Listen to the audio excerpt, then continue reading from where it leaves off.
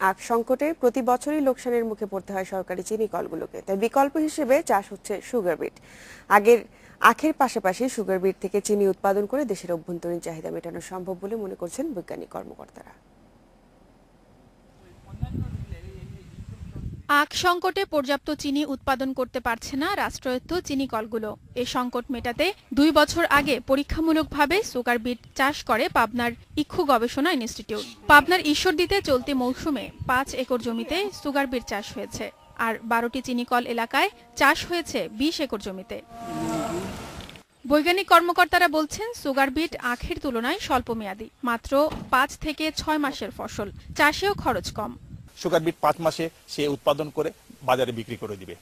আমরা সুগার কেনের সাথে আখের সাথে আমরা আলু, পেঁয়াজ, রসুন, যত ডাল জাতীয় ফসল, তেল জাতীয় ফসল, মশলা জাতীয় ফসল করি, কিন্তু যদি সুগার বিট করি তাহলে আমরা তার চেয়ে 4 থেকে 5 গুণ লাভবান হব।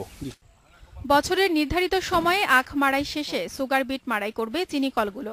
আবার সুগার বিটের বাই প্রোডাক্ট হিসেবে পশুখাদ্য ও বায়োগ্যাসও উৎপাদিত হবে বলে জানান এই কর্মকর্তা।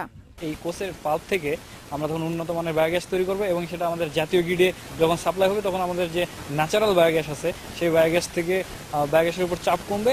ঠাকুরগাঁও চিনি কলে সুগার বিট থেকে চিনি উৎপাদনের একটি প্রকল্পের অনুমোদন দিয়েছে সরকার।